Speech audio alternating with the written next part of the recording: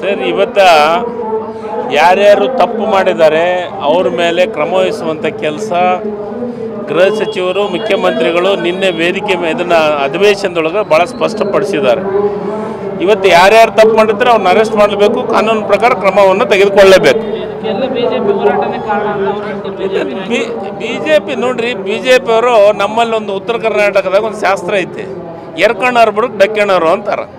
ನಮ್ದು ಅವ್ರ ತಲೆ ಎಣ್ಣೆ ಸ್ವಲ್ಪ ನಮ್ಮ ತಲೆ ಮ್ಯಾಗ ಬೀಳಲಿ ಅನ್ನೋರು. ಇದೆಲ್ಲ ಮಾಡೋದು ಬೇಕಾಗಿಲ್ಲ. ಕಾನೂನು ಪ್ರಕಾರ ಕಾನೂನು ವಿಚಾರದೊಳಗೆ ಏನೇನು ಕೆಲಸವನ್ನು ಮಾಡಬೇಕಾಗೈತೆ ಅದನ್ನು ಮಾಡೇ ಮಾಡ್ತೈತೆ. ಗೃಹ ಮಂತ್ರಿಗಳು ಹೇಳಿದ್ದಾರೆ ಸ್ಪಷ್ಟವಾಗಿ, ಮತ್ತು ಅದರ ಜೊತೆಗೆ ಮುಖ್ಯಮಂತ್ರಿಗಳು ಹೇಳಿದ್ದಾರೆ. ಅದಕ್ಕೆ ಕಾನೂನು ವಿಚಾರದೊಳಗೆ ಅವ್ರನ್ನ ಕೇಳಿ ನಾವು ಆಡಳಿತ ನಡೆಸೋಂಥ ಅವಶ್ಯಕತೆ ಇಲ್ಲ. ಅದಕ್ಕೆ ಭಾಳಷ್ಟು ಅನುಭವಸ್ಥರಿದ್ದಾರೆ. ಕಾನೂನು ಪ್ರಕಾರ ಏನೇನು ಕ್ರಮ ತಗೋಬೇಕು. ಸರ್, ಈಗ ತನಿಖೆ ಆಗ್ತಾ ಇದೆ. ತನಿಖೆ ಆದಮೇಲೆ ಎಲ್ಲ ಹೊರಗೆ ಬರ್ತೈತಿ. ಅದು ಹೊರಗೆ ಬಂದದ್ನಾಗ ಎಲ್ಲ ವಿಚಾರಗಳನ್ನು ಹೇಳೋದು. ಸರ್, ಇವತ್ತ ಯಾರ್ಯಾರು ತಪ್ಪು ಮಾಡಿದ್ದಾರೆ ಅವ್ರ ಮೇಲೆ ಕ್ರಮ ವಹಿಸುವಂಥ ಕೆಲಸ ಗೃಹ ಸಚಿವರು, ಮುಖ್ಯಮಂತ್ರಿಗಳು ನಿನ್ನೆ ವೇದಿಕೆ ಇದನ್ನು ಅಧಿವೇಶನದೊಳಗೆ ಭಾಳ ಸ್ಪಷ್ಟಪಡಿಸಿದ್ದಾರೆ.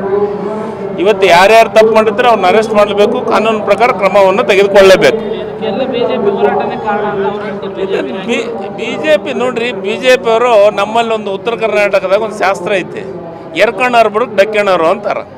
ನಮ್ದು ಅವ್ರ ತಲೆ ಎಣ್ಣೆ ಸ್ವಲ್ಪ ನಮ್ಮ ತಲೆ ಮ್ಯಾಗ ಬೀಳಲಿ ಅನ್ನೋರು.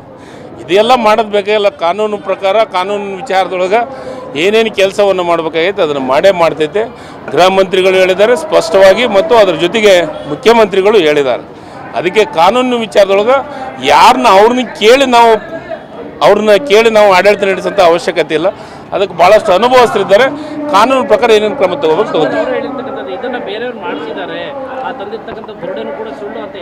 ಸರ್, ಈಗ ತನಿಖೆ ಆಗ್ತಾ ಇದೆ. ತನಿಖೆ ಆದಮೇಲೆ ಎಲ್ಲ ಹೊರಗೆ ಬರ್ತೈತಿ. ಅದು ಹೊರಗೆ ಬಂದದ್ನಾಗ ಎಲ್ಲ ವಿಚಾರಗಳನ್ನು ಹೇಳೋದು.